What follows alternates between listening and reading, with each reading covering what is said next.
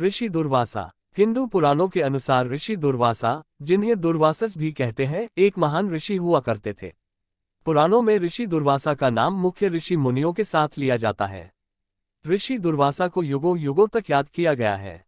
ये महान ऋषि ने सतयुग, द्वापर और त्रेता युग में भी मानव जाति को ज्ञान की शिक्षा दी है।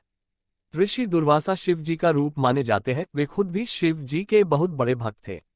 ऋषि दुर्वासा अत्यधिक गुस्से वाले थे। जिस तरह शिव जी का गुस्सा जल्दी शांत नहीं होता था, उसी तरह इनका भी गुस्सा बहुत खतरनाक था। ऋषि दुर्वासा को देवी देवता एवं समस्त मानव जाति द्वारा बहुत सम्मान प्राप्त था। वे जहां जाते थे उनको सम्मान मिलता था। ऋषि दुर्वासा शिव के पुत्र थे, लेकिन उनसे बिल्कुल अलग थे। भगवान शिव को मनाना जितना आसान था, ऋषि दुर्वासा को मनाना, प्रसन्न करना उतना ही मुश्किल काम था। लेकिन दोनों का गुस्सा एक समान था। ऋषि दुर्वासा का क्रोध इतना तेज था जो कई बार उनके लिए भी घातक हो जाता था। क्रोध के चलते दुर्वासा किसी भी को दंड, श्राप दे दिया करते थे। उनके क्रोध से राजा, देवी देवता, दैत्य, असुर कोई भी अछूता नहीं था। ऋषि दुर्वासा जन्म कथा। ऋषि दुर्वासा के जन्म से जुड़ी बहुत सी कथाएं हैं। इनके पिता अत्रि और माता अनसुईया थी। ब्रह्मानंद पुराण के अध्याय 44 के अनुसार ब्रह्मा और शिव जी का एक बार झगड़ा हो जाता है। इस झगड़े में शिव जी अत्यंत क्रोध में आ जाते हैं। इनके क्रोध के डर से सभी देवी देवता यहाँ वहाँ छिप जाते हैं। इस बात से परेशान पार्वती जी शिव जी से कहती है, उनके इस गुस्से के कारण अब उनका साथ में रहना मुश्किल है। शिव जी को गलती का एहसास होता है और वे तय करते हैं कि वे अपने गुस्से को ऋषि अत्रि की पत्नी अनसुईया के अंदर संचित कर देंगे। देवी अनसुईया के अंदर शिव के इस भाग से एक बच्चे का जन्म होता है, जिसका नाम दुर्वासा होता है। शिव के गुस्से से जन्मे ऋषि दुर्वासा का स्वभाव उन्हीं की तरह बहुत गुस्से वाला और चिड़चिड़ा था। इसके अलावा एक और कथा ऋषि दुर्वासा के जन्म के लिए कही जाती है। ऋषि दुर्वासा के पिता महर्षि अत्रि ब्रह्मा जी के मास पुत्र कहे जाते हैं। महर्षि अत्रि की पत्नी अनसुईया एक पतिव्रता पत्नी थी। इनकी पतिव्रता के चर्चे देवलोक तक थे। तब एक बार त्रिदेव ब्रह्मा, विष्णु, महेश की पत्नियां सरस्वती, लक्ष्मी और पार्वती जी ने अनसुईया के पतिव्रता धर्म की परीक्षा लेने का निर्णय लिया। तीनों देवियों ने अपने पतियों को देवी अनसुईया के सतीत्व की परीक्षा लेने के लिए उनके आश्रम भेजा। त्रिदेव माता अनसुईया के तपोबल के आगे जीत न सके और हार मानकर उनके साथ शिशु रूप में रहने लगे। तीनों देवियों को अपनी गलती का एहसास हुआ और उन्होंने माता अनसुईया से अपने अपने पतियों को मुक्त करने के लिए प्रार्थना की। अनसुईया ने उनकी बात का मान रखा। तब त्रिदेव जाते समय देवी अनसुईया को वरदान देते हैं कि वे तीनों उनके पुत्र के रूप में जन्म लेंगे। कुछ समय बाद देवी अनसुईया को 3 पुत्र चंद्रमा, ब्रह्मा जी का रूप दत्तात्रेय, विष्णु जी का रूप और दुर्वासा, शिव जी का रूप प्राप्त होते हैं। एक अन्य कथा के अनुसार महर्षि अत्रि और उनकी पत्नी अनसुईया को कोई संतान नहीं होती है। तब ब्रह्मा जी के कहने पर संतान प्राप्ति के लिए वे दोनों ऋक्षकुल पर्वत पर त्रिदेव की कड़ी तपस्या करते हैं। इनकी तपस्या से खुश होकर तीनों उन्हें वरदान देते हैं कि वे उनके पुत्र के रूप में उन्हें प्राप्त होंगे। तब फिर ब्रह्मा जी के रूप में सोम, विष्णु जी के रूप में दत्त और शिव जी के रूप में दुर्वासा जी होते हैं। दुर्वासा और शकुंतला। कालिदास द्वारा लिखित अभिज्ञान शकुंतलम के अनुसार ऋषि दुर्वासा शकुंतला से कहते हैं कि वे उनका स्वागत सत्कार करें, लेकिन शकुंतला जो अपने प्रेमी दुष्यंत का इंतजार कर रही होती है, ऋषि दुर्वासा को मना कर देती है। तब ऋषि क्रोध में आकर उसे श्राप देते हैं कि उसका प्रेमी उसे भूल जाए। इस श्राप से भयभीत शकुंतला ऋषि दुर्वासा से माफी मांगती है। तब ऋषि श्राप को थोड़ा कम करते हुए कहते हैं कि दुष्यंत उन्हें तब पहचानेगा जब वो अपनी दी हुई अंगूठी देखेगा। ऋषि दुर्वासा ने जैसा कहा था वैसा ही होता है। शकुंतला और दुष्यंत मिल जाते हैं और सुख से अपना जीवन व्यतीत करने लगते हैं। उनका एक बेटा भी होता है, भारत। दुर्वासा और कुंती। महाभारत में ऐसी बहुत सी कथाएं हैं जहां ऋषि दुर्वासा से लोगों ने वरदान मांगे और उन्होंने प्रसन्न होकर उन्हें आशीषित किया। इन्हीं में से एक है कुंती और दुर्वासा से जुड़ी कथा। कुंती एक जवान लड़की थी जिसे राजा कुंतीभोज ने गोद लिया हुआ था। राजा अपनी बेटी को एक राजकुमारी की तरह रखते थे। दुर्वासा एक बार राजा कुंतीभोज के यहाँ मेहमान बनकर गए। वहां कुंती पूरे मन से ऋषि की सेवा और आवभगत की। कुंती ने ऋषि के गुस्से को जानते हुए उन्हें समझदारी के साथ खुश किया। ऋषि दुर्वासा कुंती की इस सेवा से बहुत खुश हुए और जाते वक्त उन्होंने कुंती को अथर्ववेद मंत्र के बारे में बताया, जिससे कुंती अपने मनचाहे देव से प्रार्थना कर संतान प्राप्त कर सकती थी। मंत्र कैसे काम करता है, ये देखने के लिए कुंती शादी से पहले सूर्य देव का आह्वान करती है। तब उन्हें कर्ण प्राप्त होता है, जिसे वे नदी में बहा देती है। फिर इसके बाद उनकी शादी पांडु से होती है। आगे चलकर इन्हीं मंत्रों का प्रयोग करके पांडव का जन्म हुआ था। दुर्वासा, राम एवं लक्ष्मण। वाल्मीकि रामायण के अनुसार उत्तरकांड के समय एक बार ऋषि दुर्वासा राम के पास जाते हैं। वहां लक्ष्मण राम जी के दरबारी बनकर खड़े रहते हैं। तब ऋषि उनसे अंदर जाने की इच्छा प्रकट करते हैं। उस समय राम मृत्यु के देवता यम के साथ किसी विषय में गहन बात कर रहे होते हैं। बात शुरू होने से पहले यम राम को कहते हैं कि उनके बीच में जो भी बातचीत होगी वो किसी को नहीं पता चलनी चाहिए, और बात के बीच में अगर कोई कमरे में आकर देखता या सुनता है तो मार दिया जाएगा। राम इस बात की हामी भर वचन देते हैं और अपने भरोसेमंद भाई को दरवाजे के बाहर खड़ा कर देते हैं। दुर्वासा जब राम से मिलने की जिद करते हैं तब लक्ष्मण उनसे प्यार से बोलते हैं कि वे राम की बात खत्म होने का इंतजार यही करें। ऋषि इस बात से क्रोधित हो जाते हैं और कहते हैं कि अगर लक्ष्मण राम से उनके आगमन के बारे में नहीं बताते हैं तो वे पूरी अयोध्या को श्राप दे देंगे। लक्ष्मण धर्म संकट में पड़ जाते हैं। तब वे सोचते हैं कि पूरी अयोध्या के लोगों को बचाने के लिए उनका अकेला मरना सही है। तब वे राम जी के पास अंदर जाकर ऋषि दुर्वासा के आगमन की बात बताते हैं। राम यम के साथ अपनी वार्तालाप खत्म करते हैं और तुरंत ऋषि के पास उनकी सेवा के लिए चले जाते हैं। राम ऋषि दुर्वासा की आप भगत करते हैं, जिसके बाद ऋषि अपने रास्ते चले जाते हैं। इसके बाद राम को अपनी बात याद आती है। वे अपने पुत्र जैसे भाई लक्ष्मण को नहीं मारना चाहते हैं, लेकिन यम को दिए वचन के चलते वे मुश्किल में रहते हैं। तब राम इस दुविधा के हल के लिए गुरु वशिष्ठ को बुलाते हैं। वशिष्ठ लक्ष्मण को आदेश देते हैं कि वे राम को छोड़ चले जाएं। इस तरह का बिछड़ना मृत्यु के समान ही है। इसके बाद लक्ष्मण अपने पिता समान भाई को छोड़ सरयू नदी के तट पर चले जाते हैं। ऋषि दुर्वासा और अम्बरीश। भगवत पुराण के अनुसार अम्बरीश विष्णु जी के एक बड़े भक्त थे। एक बार ऋषि दुर्वासा राजा अम्बरीश के भवन में आए।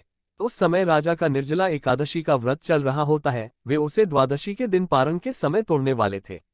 ऋषि दुर्वासा के आने पर उन्होंने पहले प्रसाद ऋषि को देना चाहा, लेकिन ऋषि जी पहले यमुना नदी में स्नान करना चाहते थे, तो वे ये बोलकर कि स्नान के बाद वे प्रसाद ग्रहण करेंगे, चले गए। ऋषि को वहां अधिक समय लग गया। इस दौरान पारण का समय भी निकल रहा था। अम्बरीश को इस बात की चिंता होने लगी। उन्हें समझ नहीं आ रहा था क्या करें। घर आए ऋषि मुनि को बिना खिलाए खाना भी धर्म के खिलाफ था। तब अम्बरीश राजा ने अपने अन्य गुरुओं के कहने पर प्रसाद ग्रहण कर लिया, ताकि उनका व्रत समय पर समाप्त हो सके। कुछ देर बाद जब ऋषि आते हैं और इन्हें इस बात का बोध होता है तो वे क्रोध में आ जाते हैं। क्रोध से भरकर ऋषि अम्बरीश को मरने के लिए अपनी जटाओं से एक राक्षसी को उत्पन्न करते हैं। राजा अम्बरीश इस बात से घबराते नहीं हैं, बल्कि वे विष्णु जी के उपासना करने लगते हैं। जैसे ही वो राक्षसी राजा के निकट जाती है, विष्णु जी के सुदर्शन चक्र से उसका अंत हो जाता है। इसके बाद सुदर्शन चक्र ऋषि दुर्वासा को मरने के लिए उनके पीछे सक्रिय हो जाता है। ऋषि को पृथ्वी में कहीं शरण नहीं मिलती। फिर वे अपने पिता शिव के पास जाते हैं। शिव जी उन्हें विष्णु के पास जाने को बोलते हैं। विष्णु जी ऋषि से बोलते हैं कि वे अम्बरीश से माफी मांगेंगे, तभी ये सुदर्शन चक्र शांत होगा। ऋषि तुरंत अम्बरीश के पास जाते हैं और उनसे क्षमा मांगते हैं। तब अम्बरीश उन्हें माफ कर विष्णु जी से प्रार्थना कर सुदर्शन चक्र वापस लेने को बोलते हैं। ऋषि दुर्वासा, दुर्योधन और पांडव। एक बार ऋषि दुर्वासा हस्तिनापुर में राजकुमार दुर्योधन के महल में गए। दुर्योधन ऋषि के बारे में बहुत अच्छे से जानता था। उसे ऋषि मुनियों को खुश करना बखूबी आता था। ये सब वो इसलिए करता था ताकि ऋषि उसे खुश होकर वरदान दें। उसे ऋषि दुर्वासा के बारे में ये भी पता था कि वे अगर नाराज हो जाते हैं तो किसी को भी भयंकर श्राप दे देते हैं। दुर्योधन ने इस बात के चलते अपने दुश्मन भाइयों से बदला लेने के लिए एक योजना बनाई। पांडव उस समय अपना वनवास काट रहे थे। दुर्योधन ने ऋषि को अपने बड़े भाई युधिष्ठिर की कुटिया में जाने को बोला। उसे पता था जिस समय वे जाएंगे उस समय द्रौपदी भोजन कर चुकी होगी और पांडव के पास ऋषि को खिलाने के लिए कुछ नहीं होगा। ऋषि दुर्वासा दुर्योधन के कहने पर पांडव से मिलने वन में जाते हैं। वनवास की इस अवधि के दौरान पांडवों अक्षय पात्र के माध्यम से भोजन प्राप्त करते थे। पांडवों को खिलाकर द्रौपदी भी अपना भोजन खा लेती है।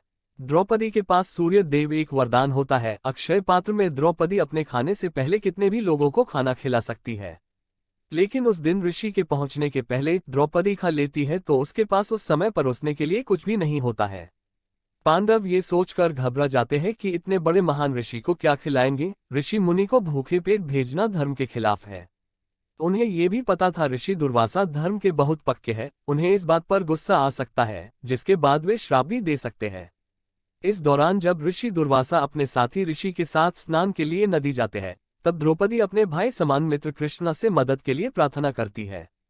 कृष्णा तुरंत द्रौपदी की मदद के लिए प्रकट हो जाते हैं, तब वे उनसे ऋषि दुर्वासा को खिलाने के लिए भोजन की मांग करती है।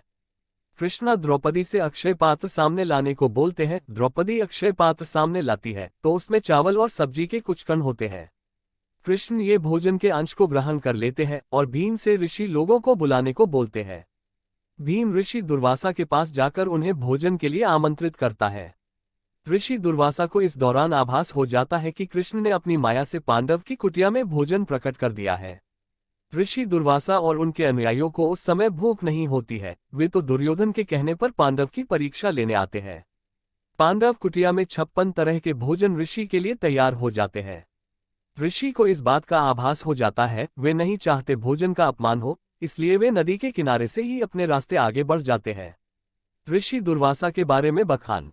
ऋषि दुर्वासा के बारे में बहुत से हिंदू पुराणों में लिखा हुआ है, जो इस प्रकार है। 1. विष्णु पुराण 2, श्रीमद् भागवतम 3, वाल्मीकि रामायण 4, कालिदास 5, शकुंतला 6, स्वामीनारायण सत्संग। आज हम आपको महर्षि दुर्वासा के जन्म से जुड़ी बड़ी ही रोचक कथा बताने जा रहे हैं।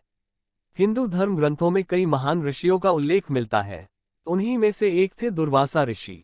दुर्वासा ऋषि न सिर्फ ज्ञानी थे अपितु अत्यंत क्रोधी भी थे। दुर्वासा ऋषि को उनके भयंकर क्रोध के लिए जाना जाता है।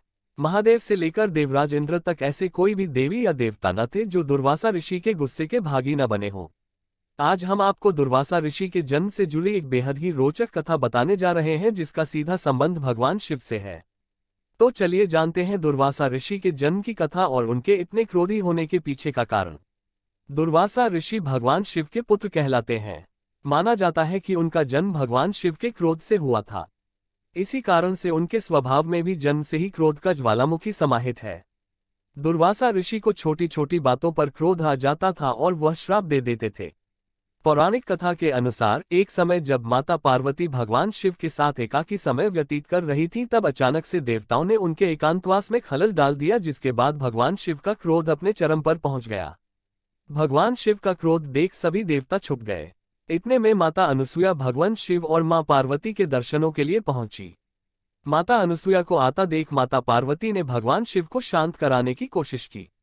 भगवान शिव शांत तो हो गए, लेकिन उनके क्रोध से जन्मी ऊर्जा कैलाश में इधर उधर टकराकर कैलाश का ही नुकसान करने लगी। सभी देवतागण और महादेव के परिवार के सदस्य भगवान शिव के पास पहुंचे और उन्हें इस क्रोध ऊर्जा को नष्ट करने की प्रार्थना करने लगे। तब भगवान शिव ने बताया कि वह इस ऊर्जा को पुनः अपने अंदर नहीं समा सकते हैं, क्योंकि यह ऊर्जा उनके तीसरे नेत्र से निकली है और उनका तीसरा नेत्र अगर दोबारा खुला तो उससे सृष्टि को और भी नुकसान होगा। महादेव की बात सुन माता अनुसुया ने भगवान शिव से आज्ञा मांगी कि वह अपने तपोबल से उनकी इस क्रोध ऊर्जा को अपने भीतर धारण कर सकती हैं।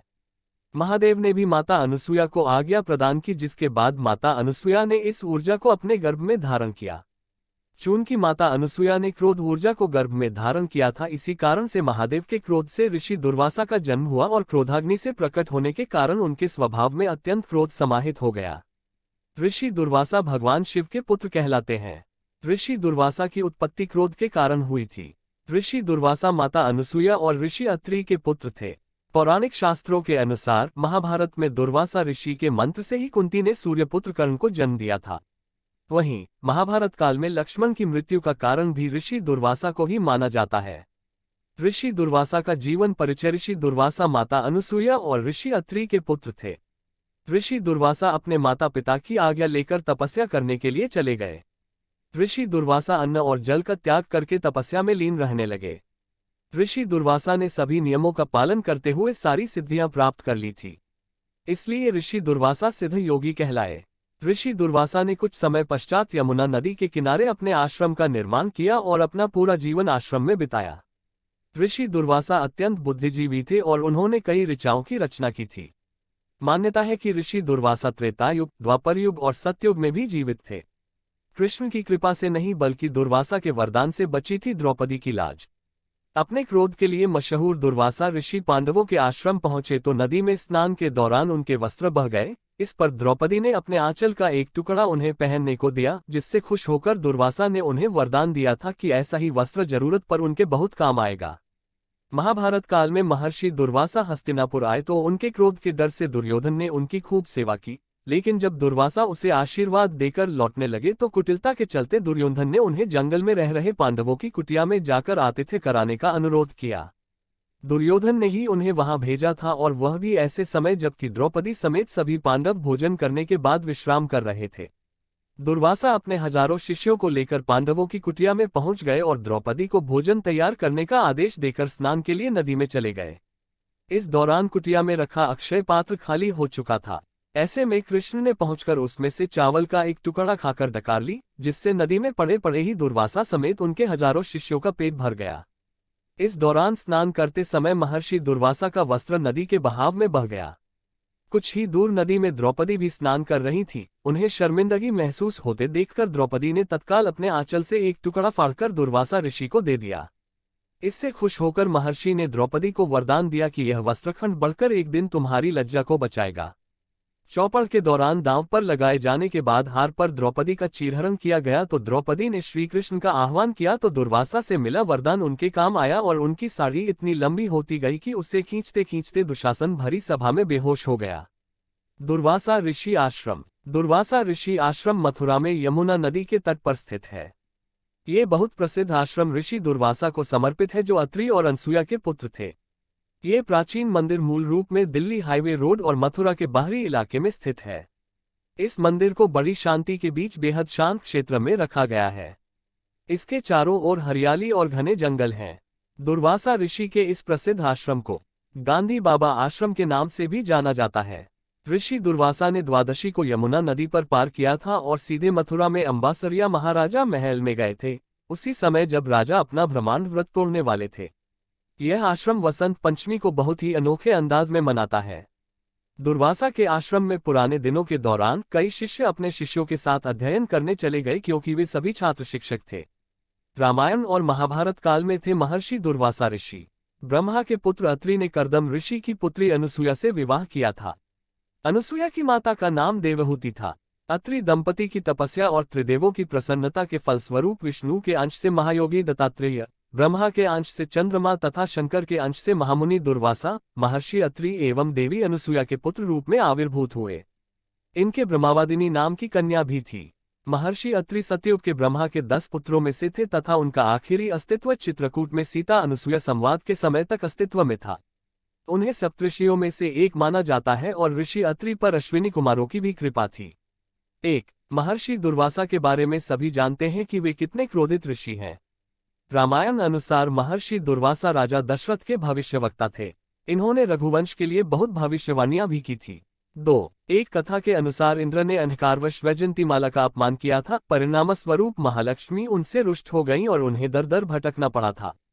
देवराज इंद्र अपने हाथी ऐरावत पर भ्रमण कर रहे थे। मार्ग में उनकी भेंट महर्षि दुर्वासा से हुई। उन्होंने इंद्र को अपने गले से पुष्पमाला उतारकर भेंट स्वरूप दे दी। इंद्र ने अभिमानवश उस पुष्पमाला को ऐरावत के गले में डाल दिया और ऐरावत ने उसे गले से उतारकर अपने पैरों तले रौंद डाला। अपने द्वारा दी हुई भेंट का अपमान देखकर महर्षि दुर्वासा को बहुत क्रोध आया। उन्होंने इंद्र को लक्ष्मीहीन होने का श्राप दे दिया। 3. कुंती का विवाह राजा पांडु से हुआ था।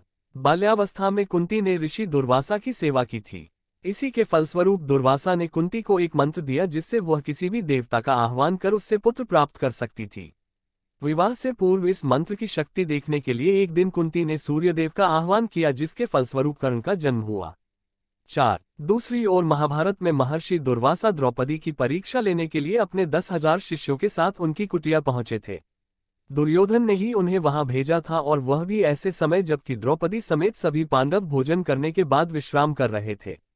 युधिष्ठिर के पास उस वक्त सूर्यदेव से प्राप्त एक ऐसा चमत्कारिक अक्षय पात्र था, जिसमें से जितना चाहो भोजन प्राप्त कर सकते थे।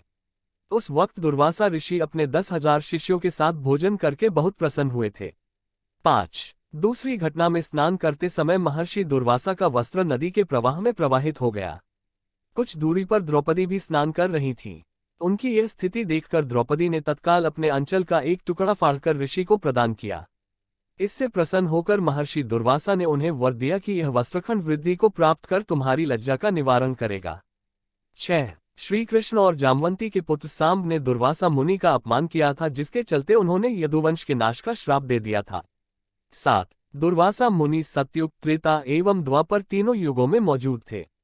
पुराणों के अध्ययन से पता चलता है कि वशिष्ठ, अत्रि, विश्वामित्र, दुर्वासा, अश्वत्थामा, राजा बलि, हनुमान, विभीषण, कृपाचार्य, परशुराम, मार्कंडेय ऋषि, वेद व्यास और जामवंत आदि कई ऋषि, मुनि और देवता हुए हैं जिनका जिक्र सभी युगों में पाया जाता है।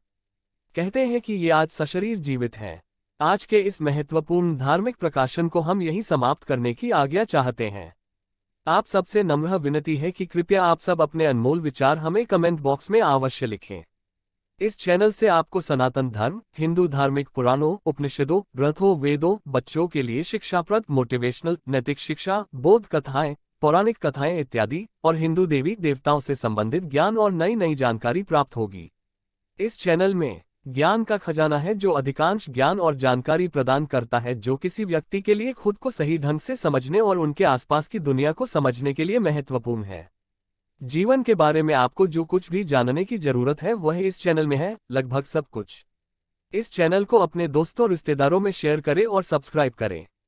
सनातन धर्म व भारतवर्ष के हर पहलू के बारे में हर माध्यम से जानकारी जुटाकर उसको संपूर्ण व सत्य रूप से आप लोगों तक पहुंचाना मेरा उद्देश्य है। यदि किसी भी विषय में मुझसे किसी भी प्रकार की कोई त्रुटि हो तो कृपया इस लेख के नीचे टिप्पणी कर मुझे अवगत करें। अच्छे विचारों को हम यहाँ प्रकाशित करते हैं। ये चैनल धार्मिक और अन्य महत्वपूर्ण जानकारियों से संबंधित चैनल है। इस चैनल का किसी भी अन्य संस्थान, कोर्स आदि से कोई संबंध नहीं है। हर हर महादेव।